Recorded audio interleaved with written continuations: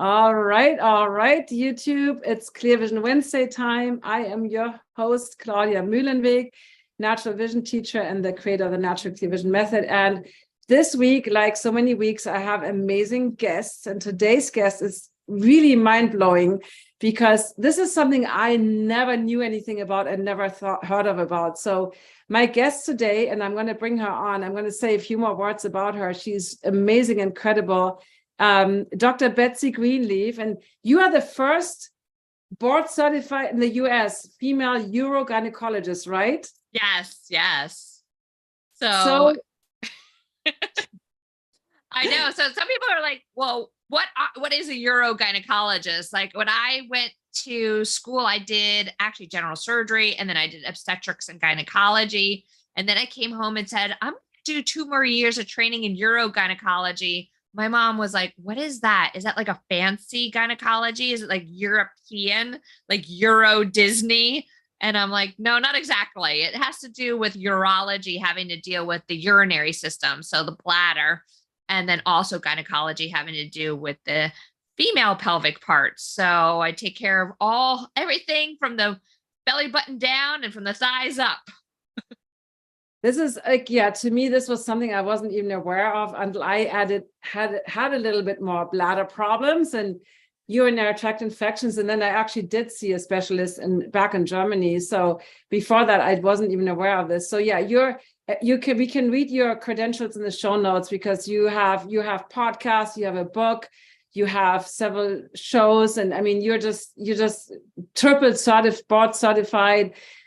So when we chatted, we are in the same business group, at the Mindshare Mastermind. And, I always like to bring experts in this group because they're the top of their field to this podcast. I'm like, well, my people care about vision. Like, what you do, there's no connection to vision. You're like, yes, there is. I'm like, what?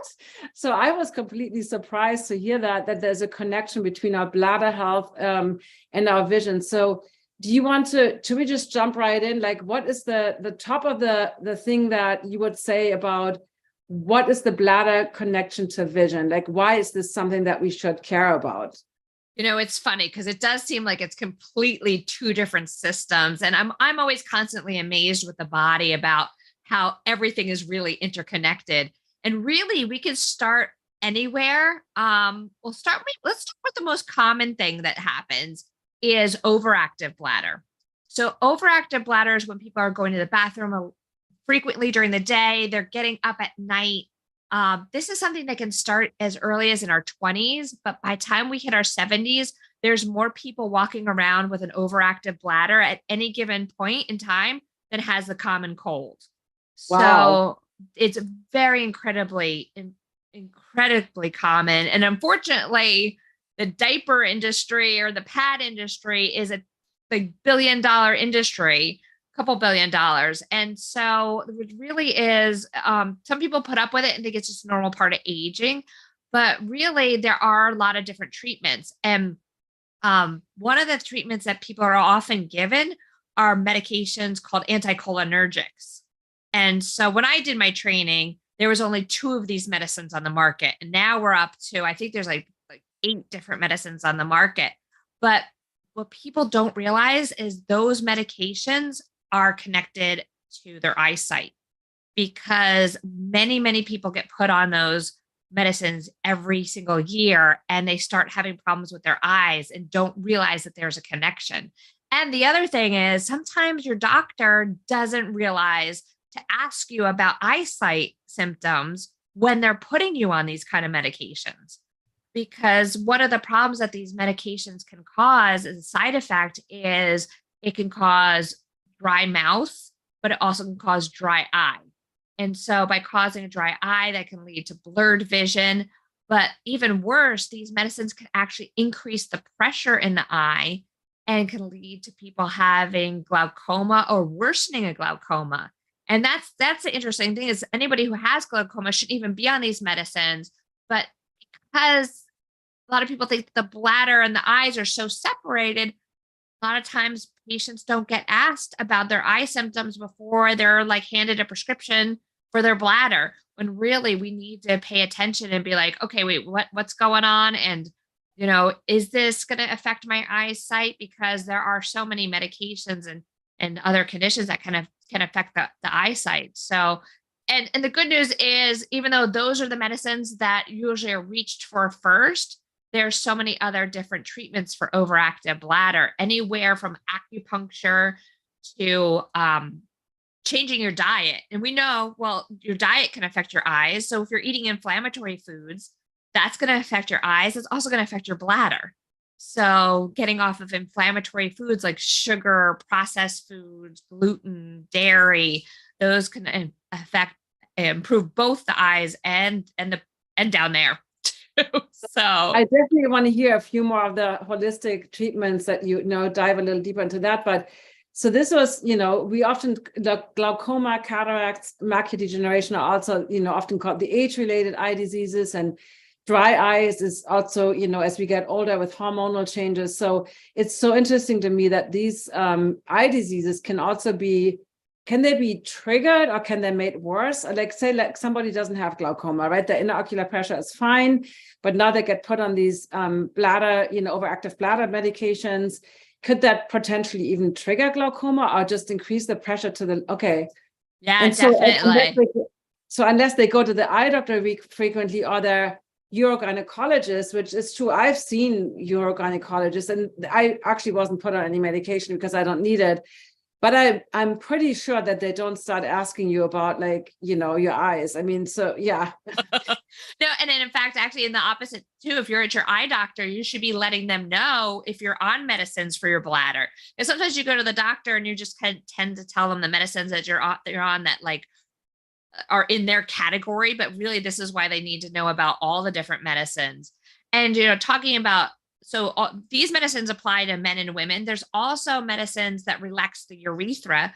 So the bladder medicines, they work because they prevent bladder spasms. And that's why we get these overactive bladder, is because of the bladder spasming and pushing the urine out when we're not telling it to. There's other medicines for the urethra, which is a tube coming from the bladder out to the body, that they use mostly in men that have prostate problems, but we use these medicines in women too to relax the urethra. For example, there may be one that's the generic name is tamsulosin, or the brand name is Flomax. And we use that one a lot also to help with urine flow. Sometimes people with kidney stones get put on that. And that medicine also has eye side effects. That can affect can cause blurred vision. It can cause dry eyes. It can affect light sensitivity. It can change color perception, but even more so, it can lead to something called floppy iris syndrome. And so, the iris is, and more about the eyes than I do. The iris is, the colored part of the eye.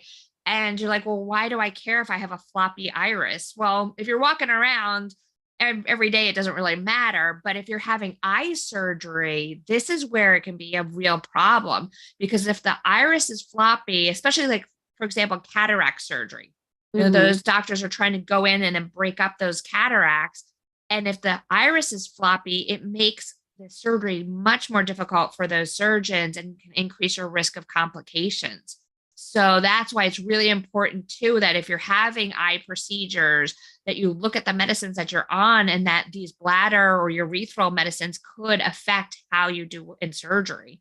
So that is a really big thing. And like you said, the doctor usually asks you what medications are you on, but especially as we get older, we might not remember all the different medications, or you sit in the office and what was the name of that thing again? And you're not sure. So I think this is really, really important to bring this to our attention. So is there something beyond? So we talked about the two different kinds of medication for the urethra and for the bladder that can actually create eye diseases or make your vision worse. Dry eyes, blurry vision, the floppy iris syndrome, potential glaucoma, or intraocular pressure increases. What about is there a connection beyond these medications? Is there something where and I want to really get also into what people can do, the holistic approach, but is there something else where you see a connection between the eyes and the bladder? Yeah. So we're looking at different medical conditions. For example, the process of high blood pressure, heart disease, diabetes.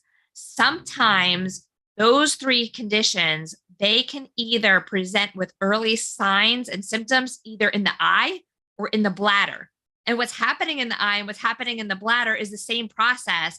And so some people, like, they might not, know that they have high blood pressure, but all of a sudden maybe they're having blurred vision, or maybe they're getting recurrent like overactive bladder, or sometimes with diabetes, their vision may be blurred, or their first signs that they're getting up multiple times a night to urinate.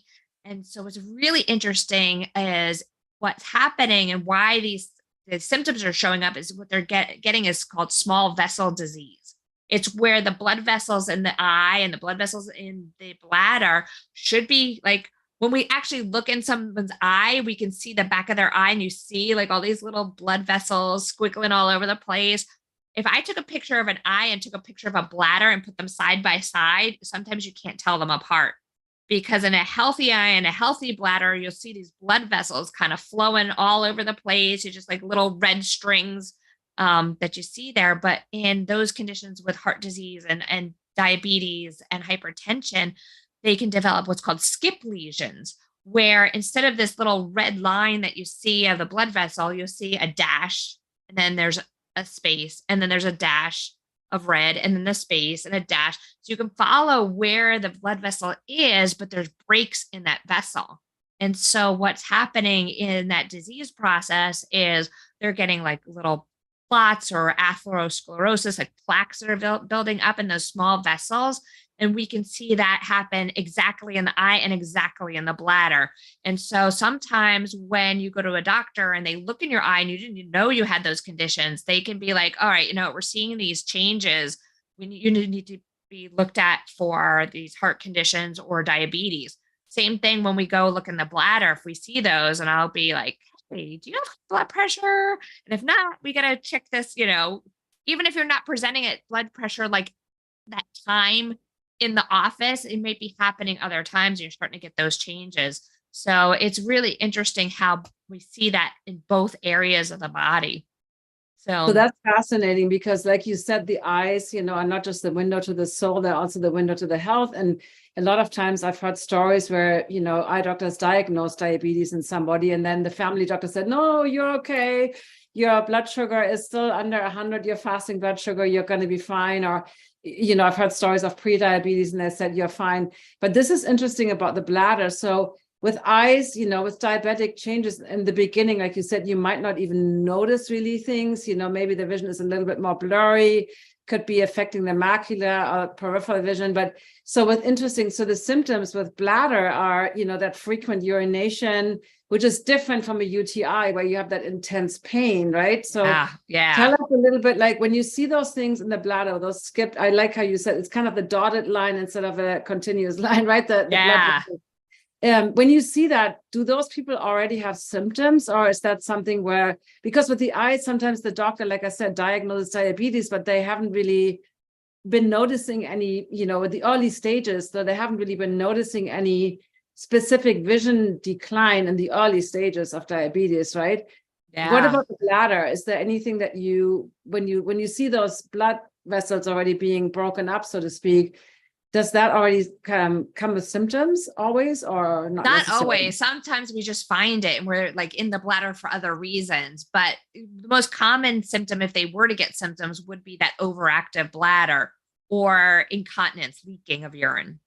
Okay. And, then I think there's a couple other syndromes that I'm thinking that will present like very early in the eyes or the bladder, like multiple sclerosis, which is a nerve disease. Sometimes early symptoms of multiple sclerosis may be changes in vision, or all of a sudden changes in urinary function. So that's another one that, the body's kind of giving these little hints and is causing these changes. So if things are changing in your body, I always tell people, like, you don't want to blow it off and be like, oh, it's just a normal part of aging, whether it's the eye or the bladder, because it could be a sign of something bigger going on.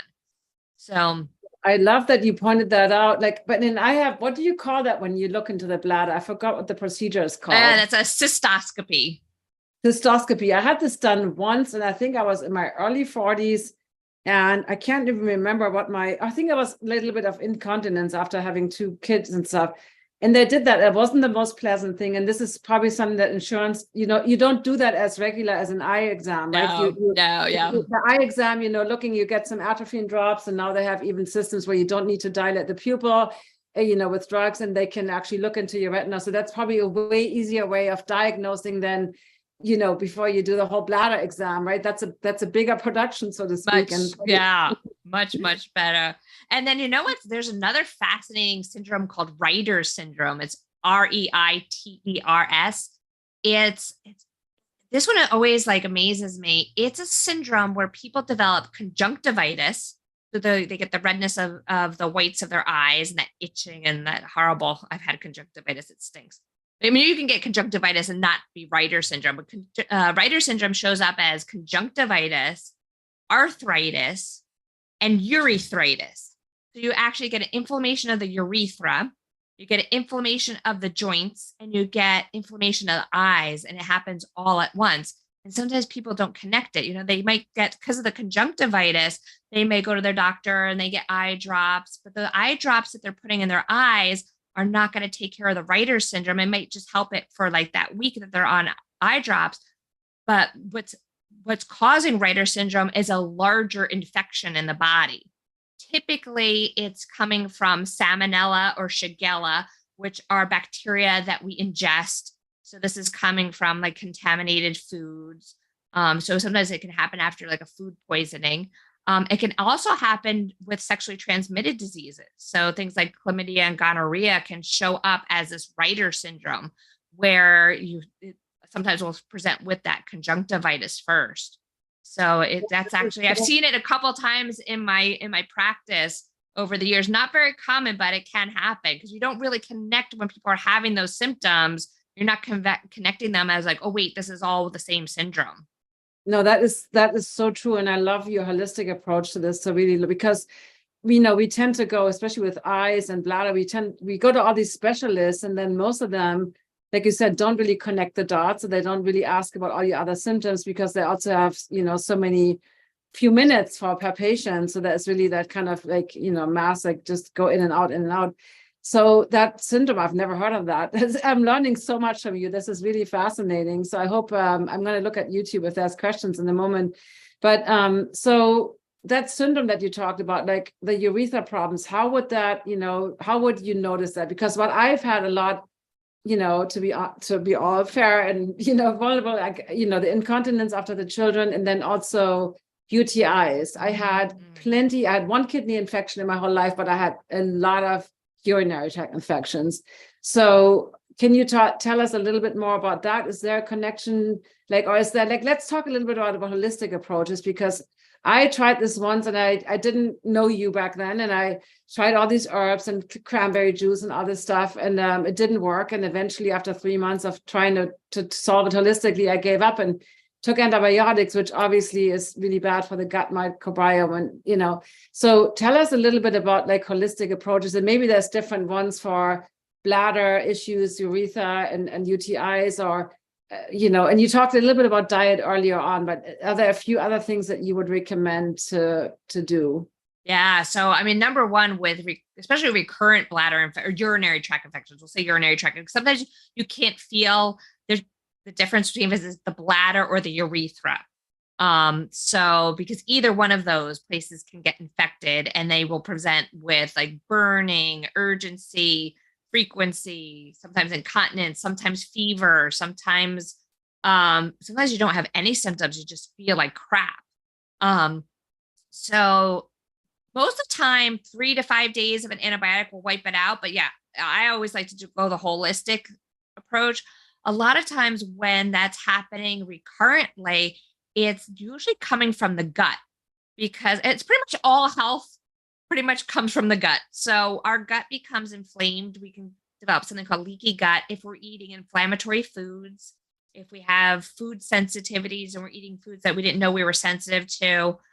It can happen from toxins in our environment that are getting into our food system, like insecticides and pesticides, and even some medications that we take can add to a leaky gut, and stress. Stress adds all to that. So when we have a leaky gut, our gut becomes inflamed, and then we end up getting inflammation in our whole body. And so that can present differently for different people. Some people that might present as worsening of arthritis. Some people could present with eye symptoms. They could have worsening of their eyesight because of their leaky gut. Some people, they show up with depression or anxiety. Some people will show up as a recurrent urinary tract infection because, especially for women, because we have the rectum, the vagina, and the urethra, the tube of pee through so close together, it's very easy for bacteria to pass back and forth. So usually with recurrent infections, it is really, kind of heavily balancing the gut. And that takes a long time. Sometimes that can take about 3 months to balance the gut microbiome, to calm those things down. And like when you have an acute urinary tract infection, you don't want to be taking herbs and probiotics and things for 3 months and waiting it out. Sometimes you want to just go for that antibiotic. But I have to say, unfortunately, more often than not, the antibiotic that's often reached for is something called Cipro when it comes to the urinary tract infections. Cipro is a broad spectrum antibiotic. It is like taking a nuclear bomb to get rid of like one little thing. So it will throw off your gut. Like one course of Cipro will throw off your gut microbiome for a whole entire year. So you may get rid of that bladder infection like right then and there, but now you've thrown off the gut microbiome, and now that increases your risk of getting more infections down the road because your body can't fight things off because we don't have our nice healthy bacteria to keep things in check. So then those people tend to get recurrent, like again and again and again. And so more than 3 in a year is considered a recurrent infection. Wow. Back then, I definitely had like more than 3 a year. And I didn't know anything about gut health back then. So now I've definitely improved my gut health and I haven't had any urinary tract infections. So that makes total sense. So thank you for explaining that. And I think I did get Cipro or whatever it was. So when you do prescribe an antibiotic, in some cases, you would do a culture and then determine exactly because I remember I was at this point where the strongest antibiotic, like my bacteria was resistant against everything. And so now I have reset my system. And I think at that point you need to work with a gut health coach. And I didn't know, I just tried the alternative ways and all these herbs, but I didn't really do and I had already cleaned up my blood sugar and all that, but my gut, I never really, now I'm working on my gut in a massive way, to the level of, I want it to be really good. It was already great before, but thank you for because leaky gut, I mean, we had an ophthalmologist talk about eye health and exactly came down to the same thing about leaky gut. And I think nowadays we recognize, even allopathic medicine kind of recognizes that a little bit more, but still at the same time, we're just throwing the nuclear weapons, at the problem. So that's a great. So what other things can people do to keep their bladder or urethra or the whole system? So we talked about diet. Any other specific things about diet that are important to? Yeah, other than like a leaky gut, there are specific foods that can specifically irritate the bladder. So if someone's having problems where they're getting burning in their bladder or they're going to the bathroom frequently, the top foods that can irritate the bladder tend to be coffee. Coffee, unfortunately, is number one. And it doesn't matter if it's caffeinated or decaffeinated. It's because of the acidity of the coffee. Carbonated drinks, tomatoes, citrus fruits, and sugar. And those tend to be like and chocolate too. Chocolate's also terrible for the bladder. It causes a lot of irritation. So I know we have Valentine's Day coming up, so you might want to just, if you're going out for that nice Italian dinner and you're having your wine and you're having some chocolate for dessert, well, don't be surprised if you're somebody with bladder problems, if you have some problems the next day. And why is that? Because I eat like sugar-free, 100% black chocolate. Is it the cacao? It's just, it has to do with the acidity of it and how the body processes it. Usually like with the citrus fruits, it's, it increases the vitamin C levels in our urine. And there are some things like the thyrobromines, I think, in the chocolate. So it's like how we process those things. And now those get into the urine and they can irritate the bladder. And it doesn't necessarily mean that you're going to have that problem, but if you're somebody who already has those problems and you eat those things, you know, like I've had people where we're just like, they have an overactive bladder and we're like, okay, let's just give up coffee, which I know is blasphemous to give up coffee, but oh my God, that would be my worst nightmare. We're like, just try giving it up and see what happens. And I've had people where they did that and their bladder symptoms got better. And I'm like, okay, well now you've got to just decide bladder symptoms or coffee. Like, how do you want to do it? There's actually, and to tell you a little trick, there are some natural ways to actually combat that. There's some products like something called Pre-Leaf, which is like a bladder antacid. There's something called Coffee Tamer that you can get on Amazon. It's just like it neutralizes the acidity of the coffee and it's not as irritating. Or I've tried this and honestly, I can't tolerate it, but I have patients that love it when their bladders are really bothering them. They just put a little bit of baking soda and water and drink that. But that's not something you want to do long-term, but if you want to do it like every once in a while, that's not a problem. I just can't stand the taste of the baking soda, but that actually can help like calm things down. It's almost like a little antacid for the bladder.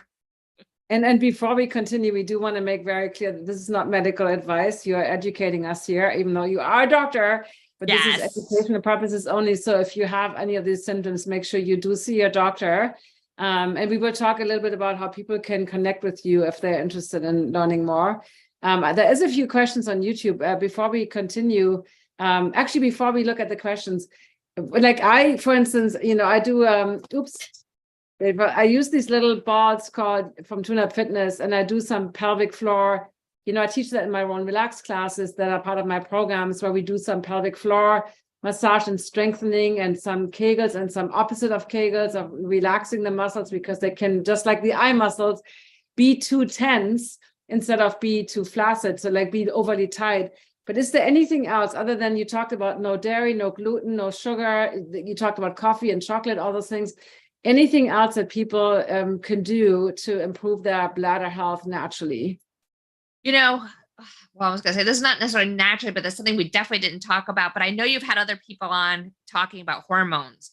And I will tell you, any of the hormonal states and where you have low estrogen, so pregnancy, childbirth, menopause, and breastfeeding. And birth control. I forgot about that. Birth control. They all can affect our pelvic health, where they all can increase our risk of recurrent vaginal infections, increase our risk of urinary tract infections. But all of those low estrogen states can also affect our eyes. Mm-hmm. So I have to say that happened to me when I was pregnant with my first daughter. I didn't even know I was pregnant and I was starting to have problems with my eyes, and I went to the eye doctor and they was about to give me a prescription, and it was like, I was not really happy about having to wear glasses, which you see, I do wear glasses from time to time. But at the time I was like, oh, you gotta be kidding me. Well, then I found out I was pregnant. And so you don't want to be changing your prescriptions when you're pregnant, because when you're not in that hormonal state anymore, the eyes will go back. So, but you know, unfortunately, they also can cause dry down there. They also can cause dry eyes. So those low hormonal states can also add to dryness in both areas. Okay, so, that's really interesting. Okay. Yeah, and so, well, and this is actually fascinating that for the dry eyes, well, and the dry vagina is up until recently, since 2014, all we had on the market for dry pelvic tissue was hormones, which hormones can help and hormones are great. But now they've gotten into laser regeneration of the vaginal tissue and using light energy to rejuvenate that. And, you know, I think that's so neat that you can just like take a laser and laser the vagina, and now you have your vaginal symptoms are better. Now that's not going to translate directly into the eye, but there's all these, like, there's now intense pulse light treatments of the eye to help with eye dryness. So I think that's fascinating that they harness the power of light or laser or red light therapy or radio frequency, which is sound waves, to kind of regenerate this tissue. So, you know, you can pretty much do it anywhere on the body. So you can do a vaginal, I mean, laser is probably not technically holistic, but the idea is that you're not taking that you're stimulating the tissue with this laser light to kind of be less dry and kind of without using hormones. Yeah. So that's interesting. And then, with PMF pulse, electromagnetic frequencies for the eyes, the red light, there's definitely more and more things coming out that I think kind of are between that. Some people might call them biohacks. So it's kind of that, it's using technology, but not in a way where it's kind of on the edge of being invasive, because a vaginal laser does pierce little, like little hole, like basically it just, it stimulates a tissue to grow, but it kind of creates a little bit of an injury to create just, so to how you get new skin cells when you haven't, so it's a little like, interesting concept. Well, I think, from a holistic standpoint, I think stress does play a big role in our health, both for eyes and for down below. I mean, we know that stress comes in many different forms. There's emotional stress or physical stress, and that can shift our hormones, which can then affect our pelvic health. And I'm sure it also, that in turn can also affect eyesight. And I was thinking like, and I didn't even really think about this with eyesight. I'm always telling patients for like balanced hormones to get off their computers, get off, their screens, because that blue light is very stimulating to the brain and it tricks our bodies into thinking that it's daylight. We were meant to go to bed when the sun went down and get up when the sun came up. And these extended times of screens we know are terrible for our eyes, but they're also horrible for your hormones and your pelvic health.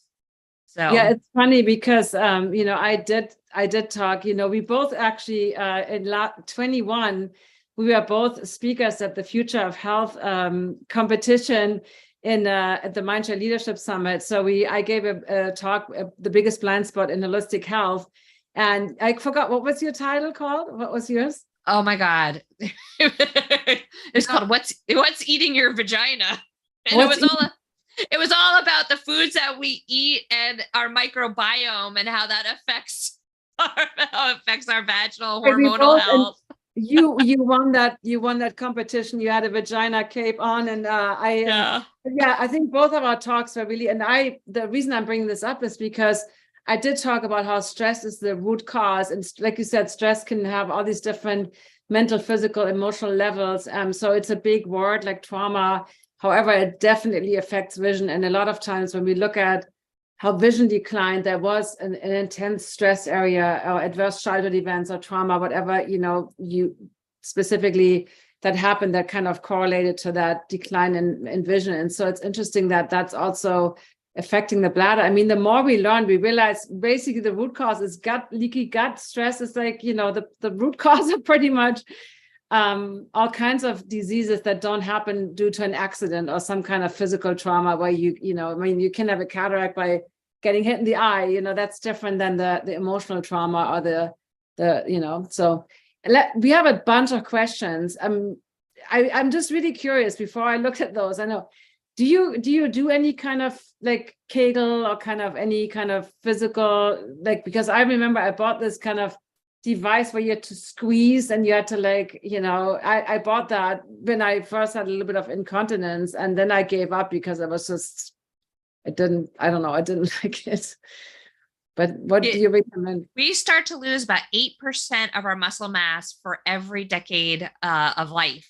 So what happens is a lot of people think about exercising their arms or their legs, but they forget about exercising their pelvic floor. So yes, doing exercises like your Kegels, or sometimes I'll tell people just sit with your, in a chair and take a ball or a pillow or a blanket and roll it up and stick it between your legs and just squeezing that together and holding that for 10 times. That's a good way to strengthen the pelvic floor, because that's going to make overactive bladder easier to deal with. That's going to help with the support of the pelvic floor, because our pelvic floor is just a big hole open to gravity.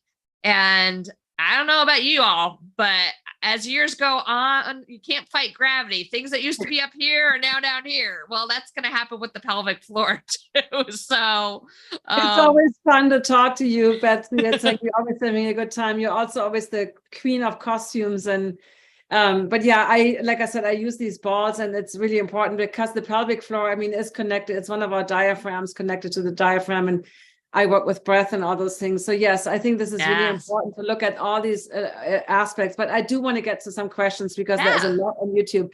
So let's see.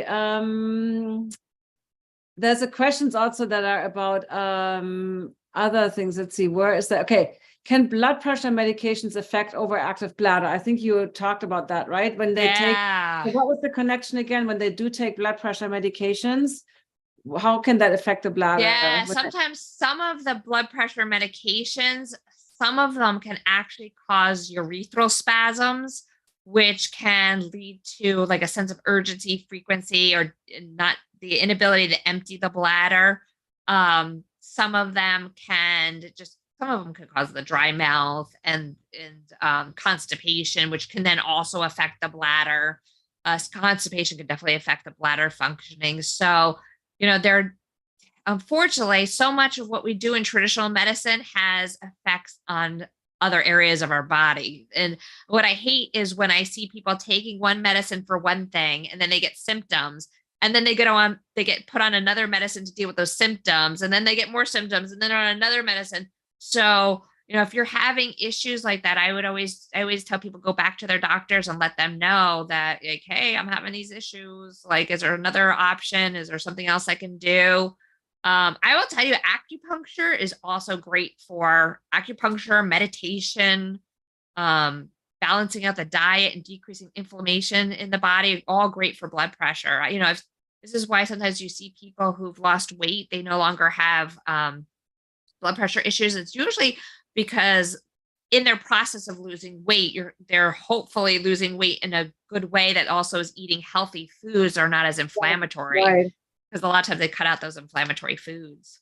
Yeah, and for me, when my genetics are not good for blood pressure, my mom is on high blood pressure medication, and she said, well, till you turn 50, and indeed, my blood pressure was going up, and then I started learning to balance my blood sugar. And ever since then, my blood pressure is either normal, but also, again, my stress level, I can definitely see when I'm more stressed or busier that it goes a little higher, but it's still in the normal. I donate blood, and they always check my blood pressure there. So that's a really good point to make, that you really all medications have side effects, right? So this is not directly a question, but I still find it interesting.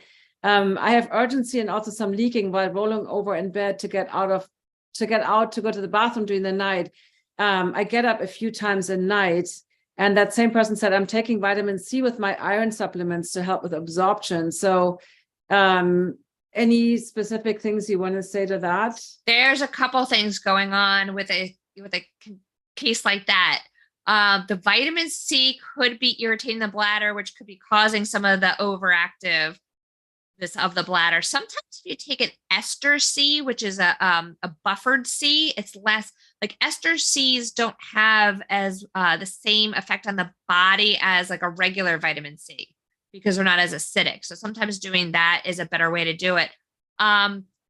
Getting up at night, I'm going to go down that rabbit hole for a minute. So sometimes getting up at night frequently is not a bladder problem, but is actually a sign of an underlying sleep disorder, and especially sleep apnea, which can also be very, very stressful on the heart.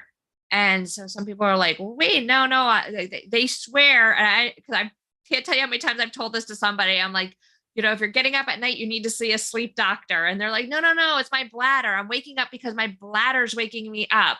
The bladders are the problem. I'm like, no, you're getting up because you're not getting into a deep enough sleep, because maybe there's sleep apnea or some kind of underlying sleep disorder. And so I'm like, if you get the sleep disorder fixed, then you get into a deep enough sleep, you should sleep through those bladder cues. To a point, as long as, your bladder's not overly filled. So, I tell people a lot of times, like, if they're getting up at night, to try to cut down their fluids in the evening and try to drink more of their fluids earlier in the day. But I can't tell you how many times, more often than not, I've sent patients. I finally get them to go to a sleep doctor, because they usually don't believe me when I first tell them this. And they go to the sleep doctor and they have their sleep apnea assessed, or their sleep issue assessed. And then they go, oh, you know what? I'm not getting up at night anymore to go to the bathroom. And I'm like, yeah, I know. That's And a then good point. You know, can I say one thing to that? So I Yeah. had the same thing. I was always getting up, and I still do, well, usually one time. But what I found, what my coach that I'm working with, like, said, because I had the hot flashes at night, like, you know, and I realized every time I woke up and went to the bathroom, I was sweating. I'm like, so the sweat woke me up. And then you realize, you look at the time, you're like, oh, it's 1 a.m. I have like 4 more hours to go, and my bladder is not empty, you know, and then you're like, but it's like you said, if I didn't wake up from the sweating or, you know, the hot flashes, I would have slept through the night totally fine. So so that's a really good point, because a lot of times it's not really the bladder is so full, it's just you wake up either because of sleep issues, and in my case it's usually when I sweat for some reason, and it's not always happening every night.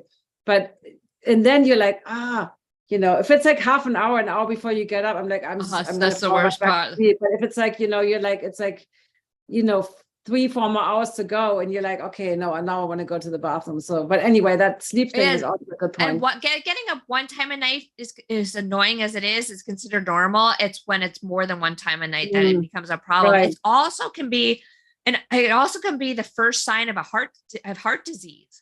And the reason why peeing at night is related to heart disease is when we're up and walking around during the day, our heart hopefully is strong enough that it's pumping our fluids through our body and pumping it to our kidneys, and our kidneys are filtering that blood and it's making urine.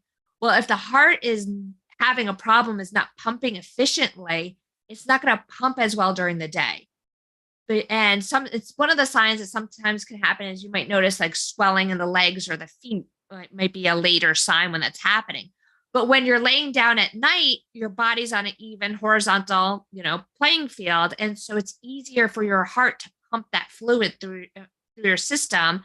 And therefore it's able to get to your kidneys easier. So people with heart conditions are sometimes making more urine at night. And so that might be why they're getting up frequently at night, because not of a bladder problem, maybe an underlying heart disease. Wow, that is super fascinating. I mean, Yeah. I'm just learning so much from you today. This is amazing. So the vitamin C is also interesting, because with vitamin C, we do need that to prevent cataracts, but also if we take overly high amounts of vitamin C, it can actually cause cataracts. So I think with everything in nature, you know, you want to kind of find out like what the particular thing is.